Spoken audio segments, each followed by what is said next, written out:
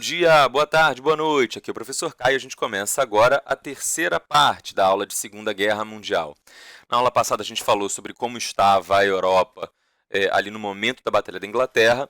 Isso cria um impasse. Hitler tenta dominar a Inglaterra, mas não consegue, a Inglaterra resiste. Hitler então adapta a sua estratégia e pensa, bom, já que eu não estou conseguindo dominar a Inglaterra, deixa os ingleses aqui, contra eles eu vou estabelecer uma guerra de desgaste. Eu vou tentar impedir a chegada de recursos naturais, de combustíveis, de matérias-primas para a Inglaterra. Eu vou tentar fazer um cerco com os meus submarinos em torno da Inglaterra e vou agora pegar as minhas tropas, tanto terrestres quanto força aérea, e direcionar para o leste. Tá? Vou tentar iniciar a invasão da União Soviética, que era uma coisa que estava nítida, né, que isso aconteceria cedo ou tarde. Não havia uma grande surpresa. O Pacto Molotov-Ribbentrop não tinha mesmo de parte a parte a intenção de ser um tratado duradouro e permanente. Mas, no meio do caminho, Hitler tinha um obstáculo para vencer, tinha um adversário para superar, os seus próprios aliados, os italianos. A Itália decide que vai, a partir da Albânia, que era um território ali na região dos Balcãs, na Europa, a partir dali, a Itália decide que vai invadir a Grécia, tentando restaurar o esplendor da Roma antiga que dominou a Grécia, mas os gregos resistem fortemente, bravamente, estavam praticamente repelindo os italianos e libertando a Albânia. O que Mussolini faz então? Ele fala com Hitler e pede a Hitler ajuda. Hitler, por favor, mande aqui as tropas alemãs para me salvar dos gregos, para me ajudar a dominar a Grécia. Hitler então acaba dominando toda a região balcânica, a Iugoslávia, por exemplo, a Macedônia, por exemplo, para abrir espaço para as suas tropas e aí conseguir chegar até a Grécia e salvar os italianos. Tá? Mal sabia Hitler que, número 1, os partisãs iugoslavos foram dos mais ferozes, dos que mais resistiram, né? Não só os partisãs franceses, os italianos, mas também os partisãs iugoslavos resistiram bravamente ao domínio nazista. Isso vai ser uma pedra no sapato de Hitler durante toda a guerra, mas principalmente, mesmo vencendo a Iugoslávia, mesmo dominando a Grécia, esse desvio que Hitler é obrigado a fazer para salvar os seus amigos italianos vai gerar um atraso no cronograma alemão. A Alemanha tinha o objetivo de dominar o Lebensraum, dominar o espaço vital, dominar a União Soviética e seus territórios. Meu objetivo é a conquista! Mas eram territórios enormes. Hitler tinha ali um cronograma muito rígido que ele precisava cumprir. E o simples fato de ter que passar pela Iugoslávia e chegar até a Grécia antes de chegar na União Soviética já atrasou o cronograma nazista. Embora depois de resolver a situação nos Balcãs, Hitler tenha de fato conseguido rápidos avanços territoriais dentro do território soviético, ele não conseguiu conquistar alguns dos pontos mais importantes dos seus objetivos mais estratégicos na União Soviética, principalmente Leningrado e a capital Moscou. Eram as duas cidades mais importantes da União Soviética, as mais industrializadas, as mais avançadas, as com maior população. Hitler faz um cerco muito doloroso e muito violento. São semanas de Leningrado passando forçado ali, passando cercada, sem conseguir ter acesso à comida, tá?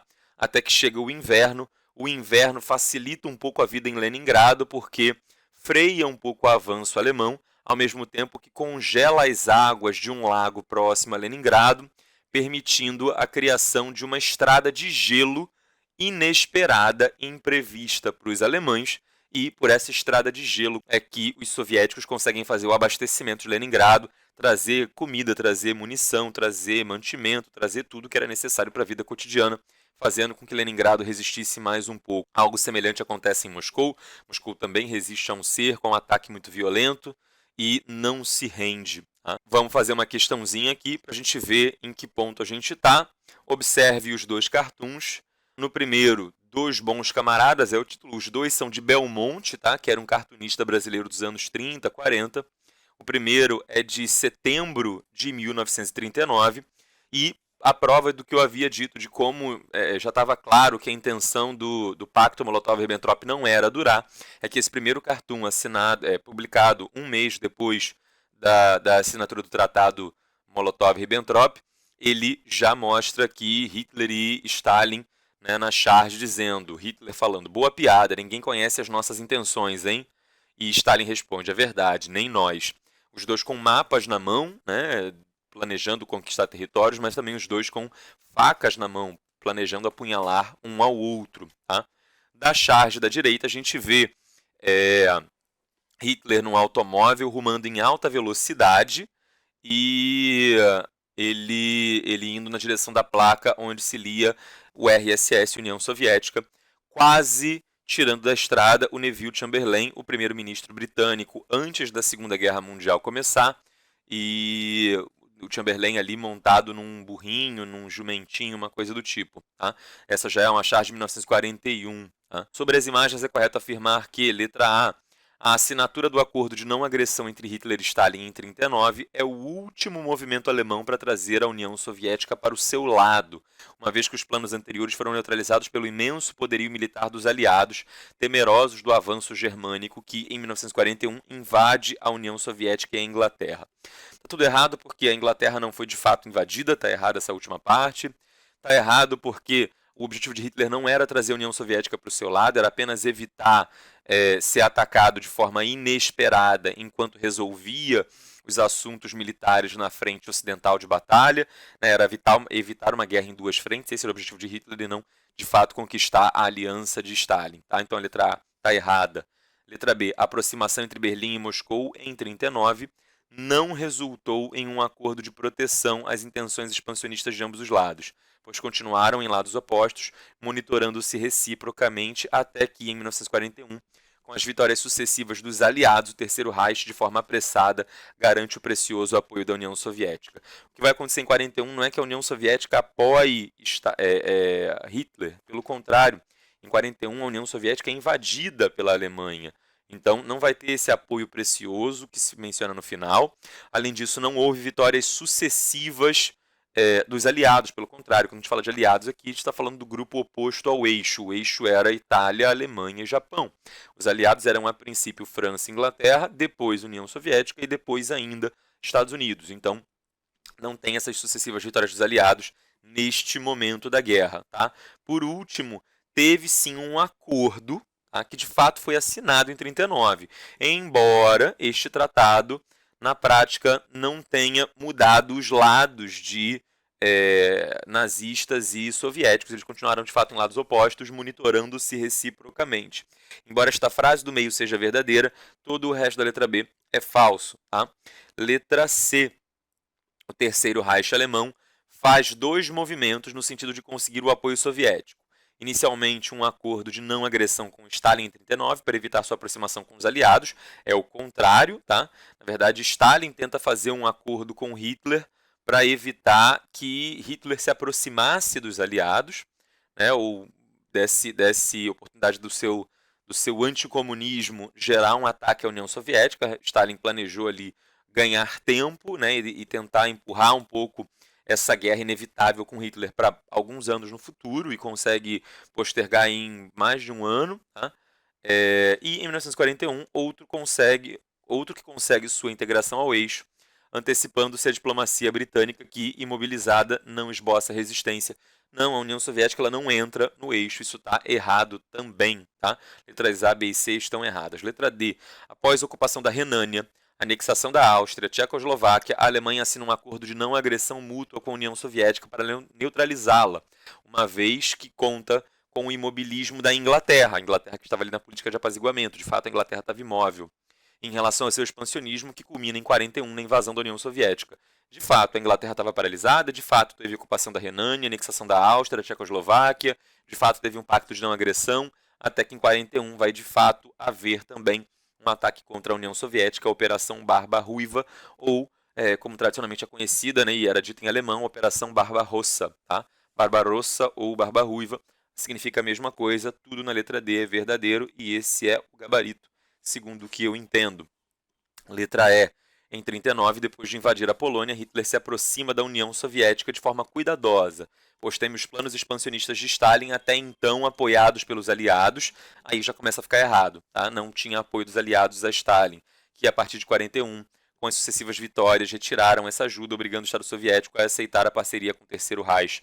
Não, a parceria não vai acontecer em 1941. Em 1941 se rompe o breve, tênue acordo de não agressão germano-soviético. Tá? Então a letra E está errada, não tinha apoio britânico ou aliado à União Soviética, não. Então vamos ver qual é o gabarito oficial da FGV, e de fato é a letra D, o nosso gabarito oficial. Tá? Outro aspecto importante, enquanto Hitler avança sobre a União Soviética, né, e o conflito com Stalin se desenrola, e, por outro lado, está lá a Inglaterra cercada de submarinos, também Hitler começa a atuar no norte da África. Por que o norte da África?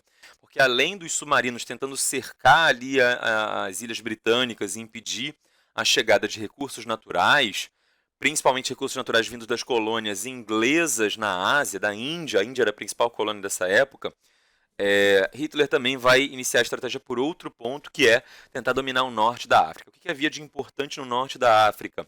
O Canal de Suez. O Canal de Suez era o principal ponto de contato Ocidente-Oriente. Era pelo Canal de Suez, por exemplo, que era possível trazer mercadorias da Índia até a Inglaterra. Essas mercadorias elas vinham pela Índia, né, passavam pelo Oceano Índico, entravam ali no Mar Vermelho, atravessavam o Canal de Suez, chegavam no Mar Mediterrâneo, saíam do Mediterrâneo, chegavam no Atlântico, né, e chegavam ali nas Ilhas Britânicas.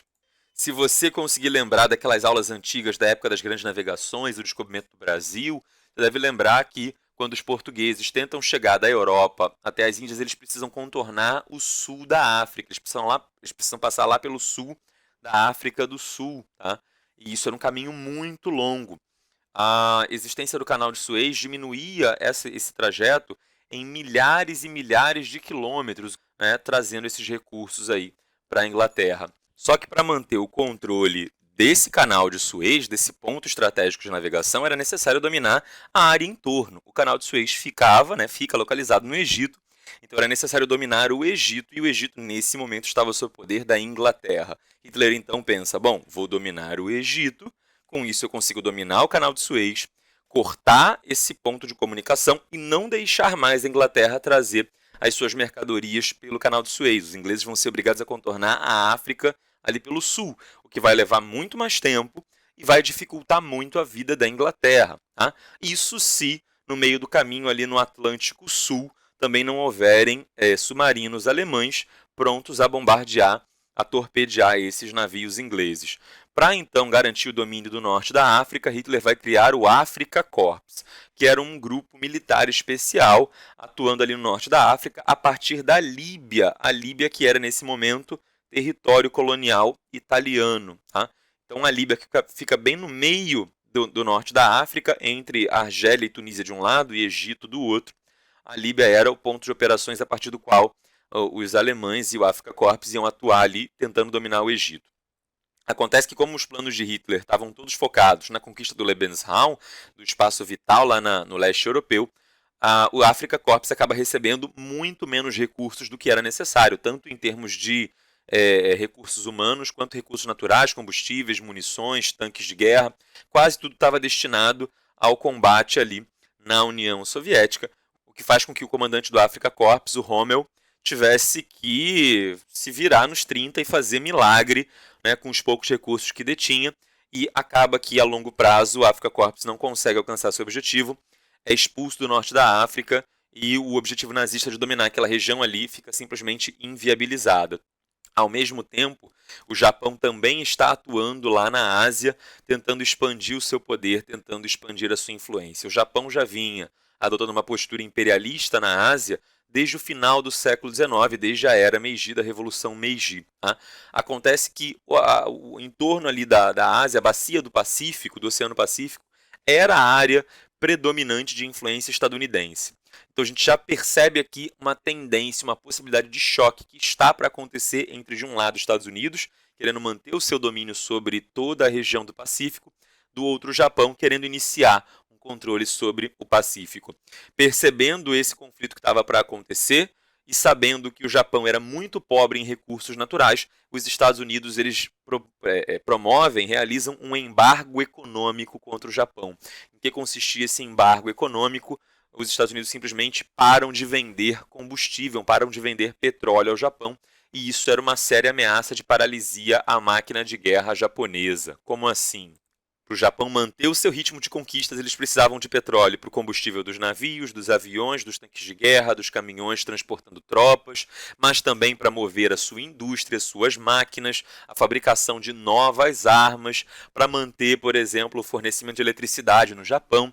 Petróleo era um recurso essencial para o Japão e era um recurso do qual o Japão dispunha muito pouco.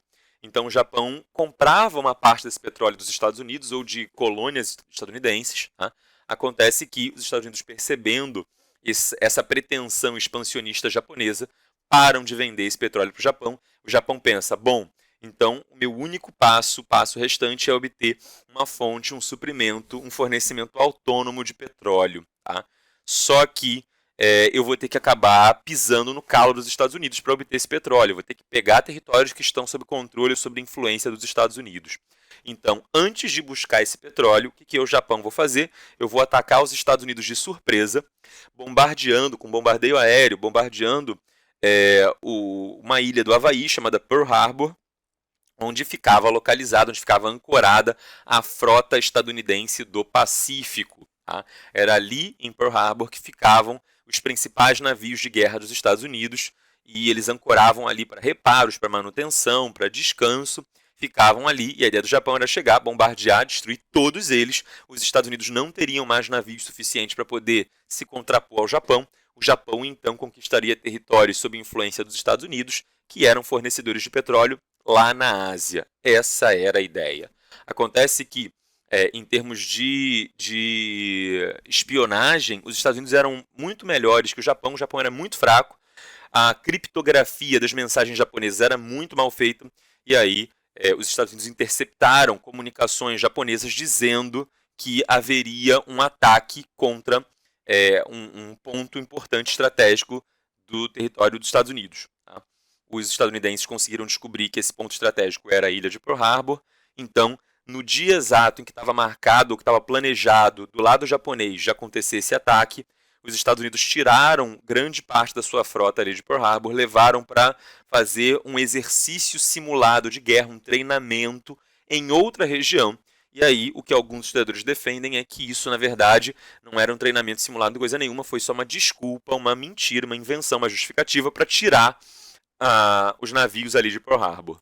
Então, os Estados Unidos deixam em Pearl Harbor apenas alguns poucos navios que estavam em más condições, navios mais velhos, navios que estavam precisando de reparos, e a nata, a elite da frota estadunidense do Pacífico, é retirada para longe dali. Quando o ataque japonês acontece, pouco é o impacto real que o poderio dos Estados Unidos sente ali no Oceano Pacífico. Yesterday, December 7th, 1941, a date which will live in infamy.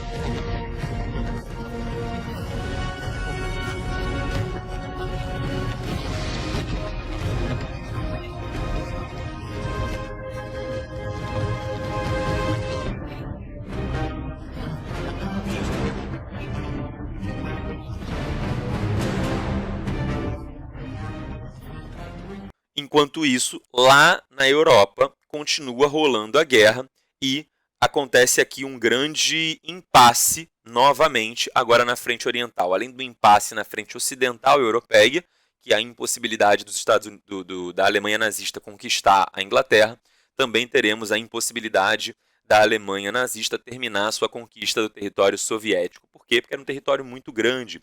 Hitler era um sujeito extremamente megalomaníaco, era um sujeito arrogante demais e, inclusive, fala-se de erros básicos de estratégia, como, por exemplo, não mandar equipamento adequado de inverno para as tropas alemãs que estavam conquistando o território soviético, porque, dentro do discurso, da justificativa de Hitler, os territórios da União Soviética seriam conquistados antes do inverno chegar.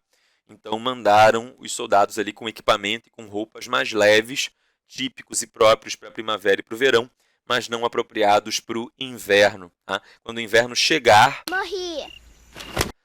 o que vai acontecer é que as tropas alemãs são pegas desprevenidas. Desprevenidas os soldados, né? Porque os comandantes militares sabiam o que aconteceria e tinham que lidar com Hitler e com o mau gênio de Hitler. Existe um mito que é muito disseminado entre alunos, principalmente, e que passa um pouco na internet, de que Hitler seria um brilhante estrategista militar, que ele era um gênio da guerra e que, graças a ele, a Alemanha conseguiu conquistar muitos territórios no começo da guerra.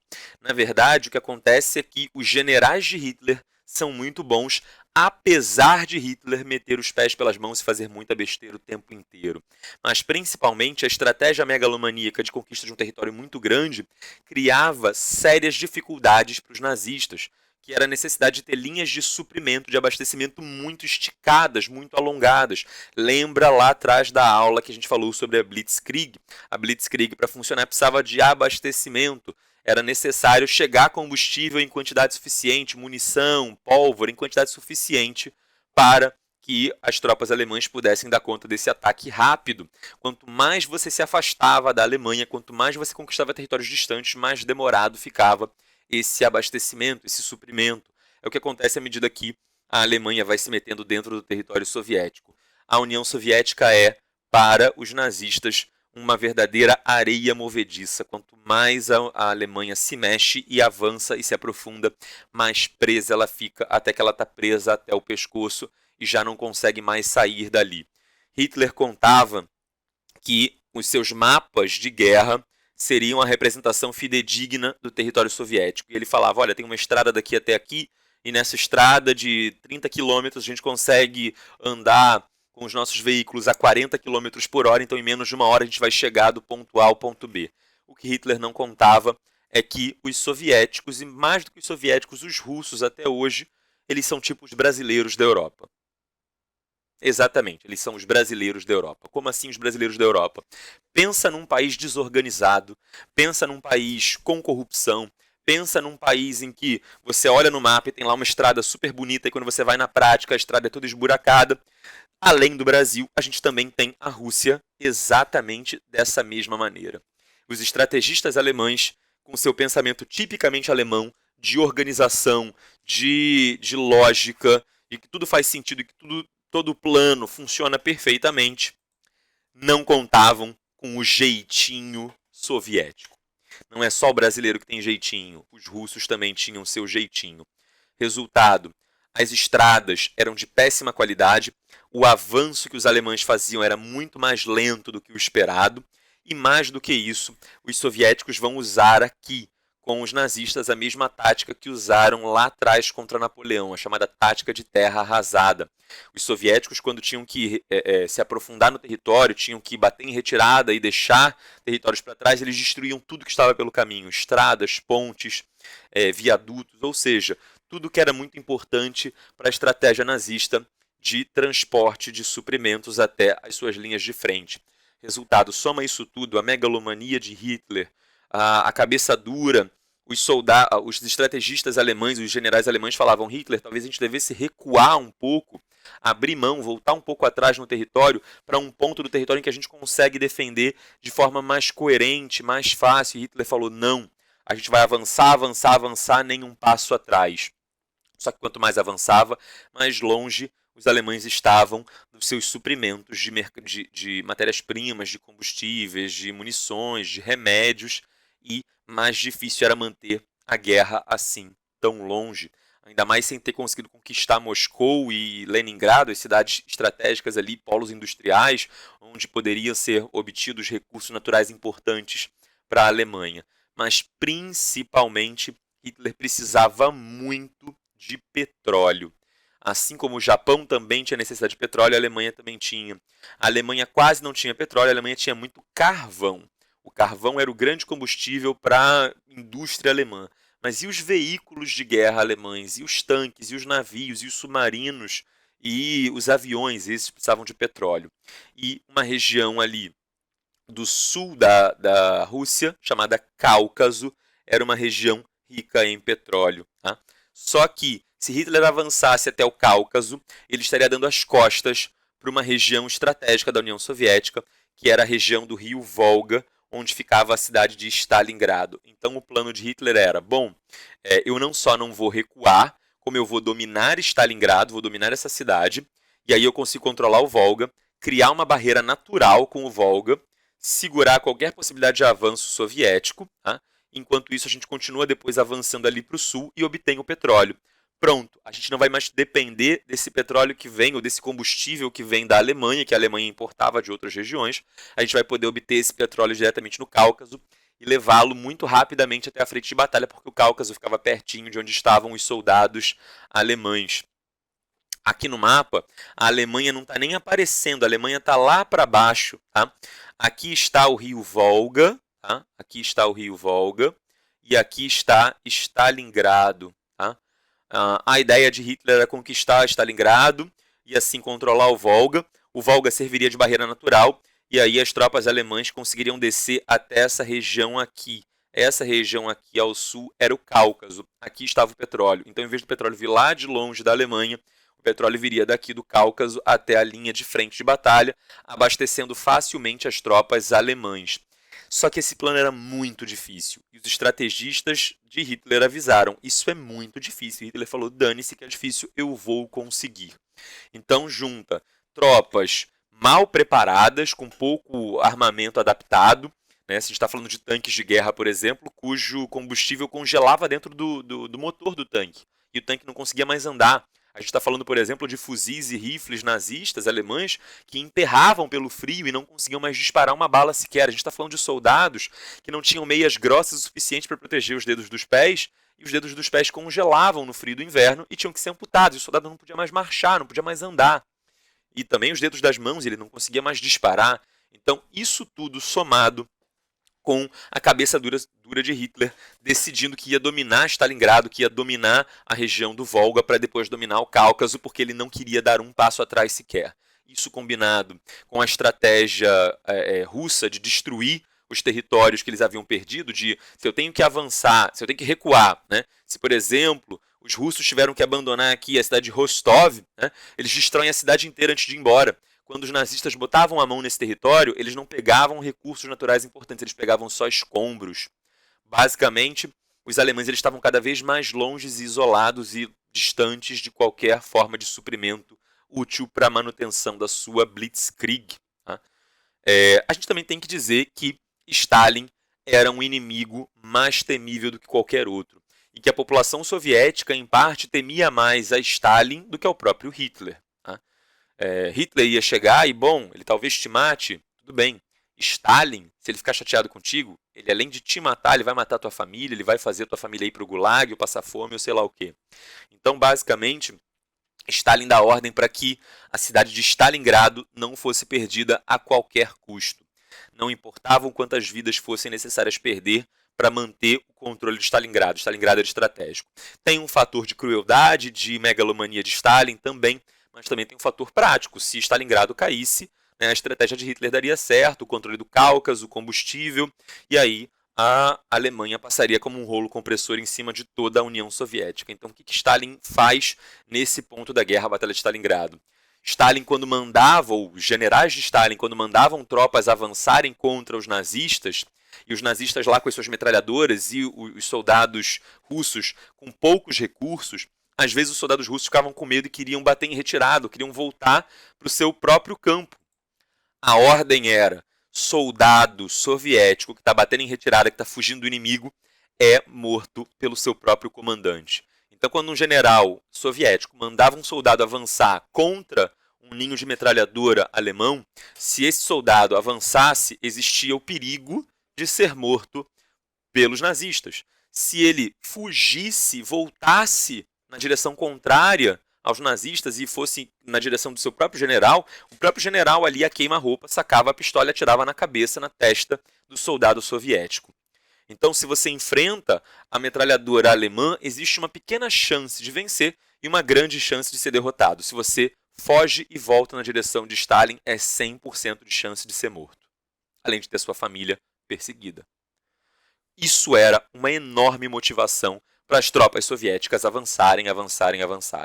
Nesse ponto da guerra também, a União Soviética tem poucos recursos, então era muito frequente que, por exemplo, quando mandava, 200, 500, 1000 soldados avançarem, nem todos tivessem armas nas mãos.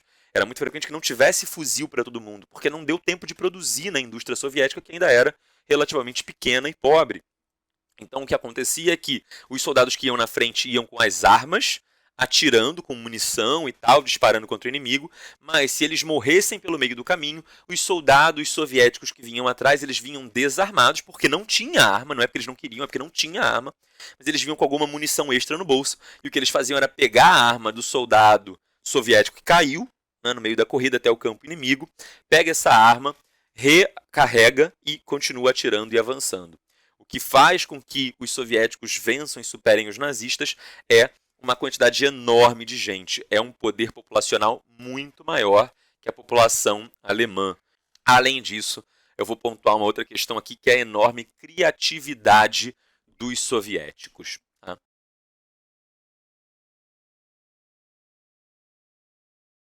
Enquanto os nazistas chegavam com tanques de guerra super preparados, super potentes, né?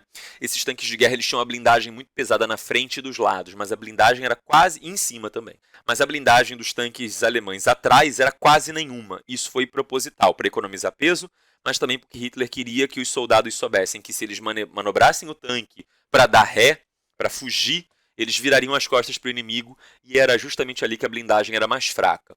Então, isso era uma forma até que Hitler tinha de estimular as suas tropas a só avançarem, porque pelos lados você está protegido, pela frente e por cima também. Por trás você está fraco. Se você virar de costas, os soviéticos, para fugir, para voltar para a Alemanha fugindo, os soviéticos vão atirar nas suas costas e você vai morrer.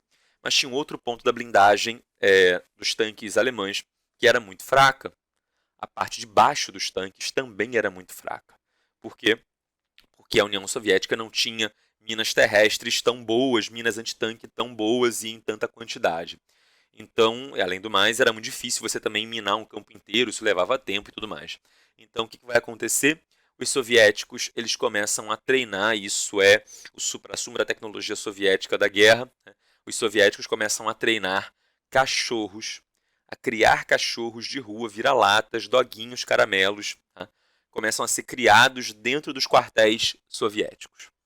A ideia era adestrar esses cachorros e acostumá-los. Os cachorros eram deixados com fome e na hora de servir a refeição para o doguinho, essa refeição era colocada embaixo do tanque soviético. No, God! No, God, please, no! No! No! No! O que o doguinho aprendia com isso? Qual era o condicionamento e o treinamento que o doguinho recebia? Comida fica sempre embaixo do tanque. Embaixo do tanque de guerra é onde tem comida. Como é que os doguinhos eram utilizados depois desse treinamento, desse adestramento? Lá no campo de batalha, você amarrava uma bomba no doguinho e apontava para o doguinho: olha lá, doguinho, o tanque de guerra alemão. Corre, vai papar, vai comer.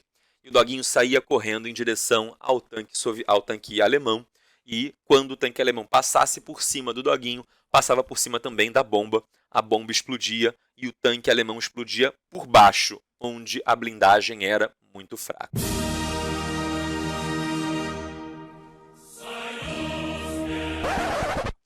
Essa é uma versão, é uma teoria muito famosa, muito conhecida.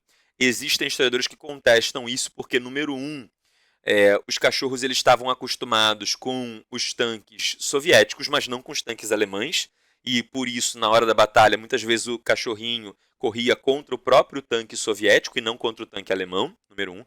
Número 2, uma coisa é treinar o doguinho com os tanques parados, estacionados no quartel, enquanto que no ambiente de batalha, com o tanque em movimento, fazendo muito barulho, o barulho do motor e principalmente o barulho das bombas em volta, fazia com que os cachorros não conseguissem ter essa frieza toda para correr contra o tanque. Então tem gente que fala que esses cachorros foram sim muito usados como cachorros bombas, tá?